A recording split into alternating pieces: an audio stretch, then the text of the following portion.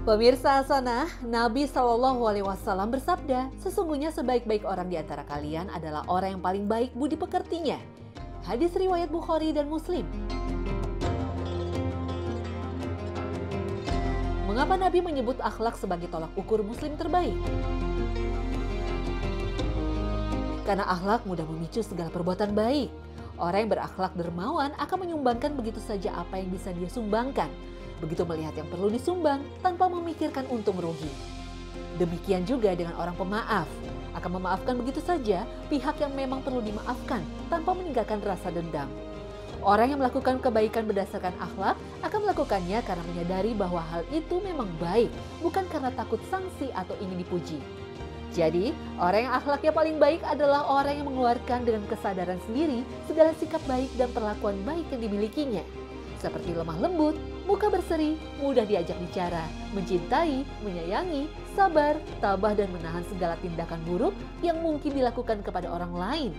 Sehingga tidak pernah keluar darinya kata-kata keji, kotor, dan kasar. Tidak pernah timbul tindak kezaliman dan menyakiti, serta tidak pula pernah muncul sikap takabur dan merendahkan.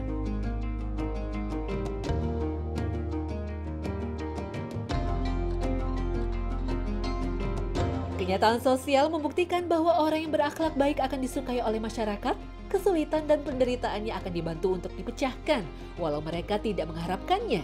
Peluang, kepercayaan, dan kesempatan datang silih berganti kepadanya.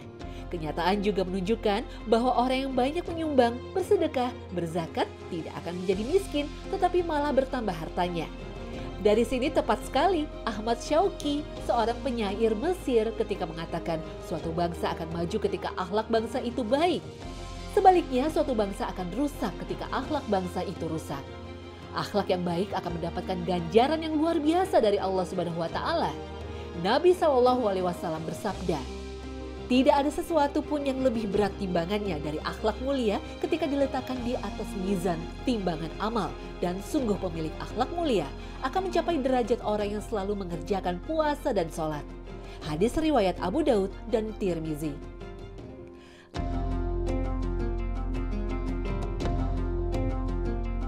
Lalu bagaimana jika dengan orang yang tidak beriman tetapi akhlaknya baik? Apakah ia akan mendapatkan pahala dan balasan dari Allah Subhanahu wa taala?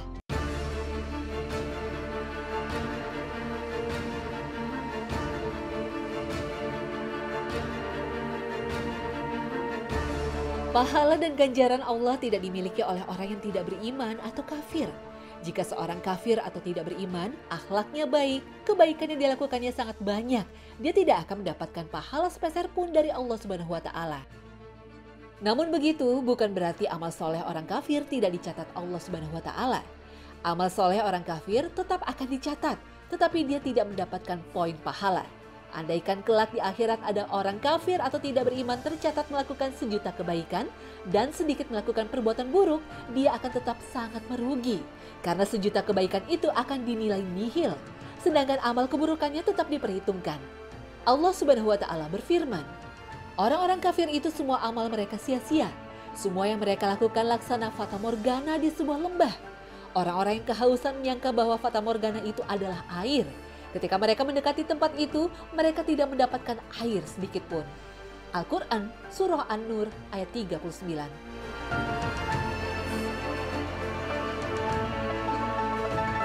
Itu sebabnya di dalam Al-Quran dikatakan, kelak orang kafir akan merasa rugi dan menyesali kekafirannya. Mereka itu orang kafir, amalnya menjadi sia-sia di dunia dan di akhirat, dan mereka itulah orang-orang yang merugi. Katakanlah, apakah akan kami beritahu kepadamu tentang orang-orang yang paling merugi perbuatannya? Yaitu orang-orang yang telah sia-sia perbuatannya dalam kehidupan dunia ini. Sedangkan mereka menyangka bahwa mereka berbuat sebaik-baiknya.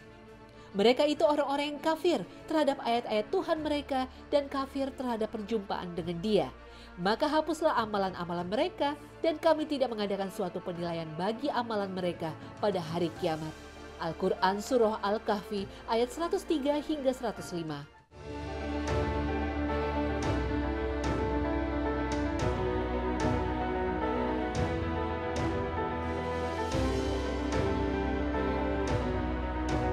Akan tetapi perhitungan ini akan berubah jika orang kafir itu akhirnya menjadi seorang muslim, menjadi orang beriman.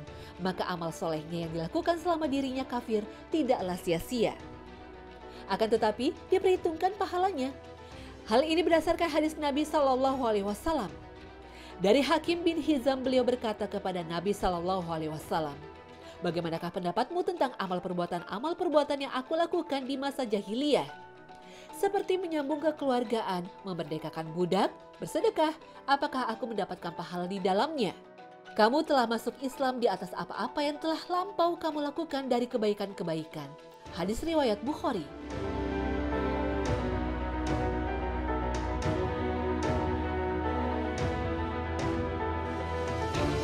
Maka jika selama dia kafir telah memiliki sejuta kebaikan, lalu dia beriman, dia akan mendapat kelipatan pahala selama dia kafir berupa 10 kebaikan. Karena setiap kebaikan bagi seorang muslim akan dilipat gandakan pahalanya menjadi 10 atau 700 kali. Nabi SAW bersabda, "Sesungguhnya Allah telah menetapkan kebaikan dan keburukan kemudian menjelaskan hal tersebut. Siapa yang ingin melaksanakan kebaikan kemudian dia tidak mengamalkannya, maka dicatat di sisinya sebagai satu kebaikan penuh. Dan jika dia berniat melakukannya dan kemudian melaksanakannya, maka Allah akan mencatatnya sebagai 10 kebaikan hingga 700 kali lipat, bahkan hingga kelipatan yang banyak." Hadis riwayat Bukhari dan Muslim. Jauh sekali perbedaannya antara poin yang diperoleh jika dia kafir dan jika dia mukmin. Itulah sebabnya dikatakan dalam Al-Quran, "Sungguh beruntung orang-orang yang beriman." Al-Quran Surah Al-Mu'minun ayat 1. Wallahu a'lam.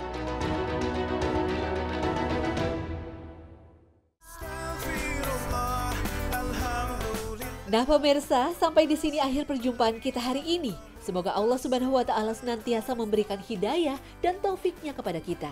Amin ya Rabbal Alamin. Terima kasih atas perhatian Anda. Wassalamualaikum warahmatullahi wabarakatuh.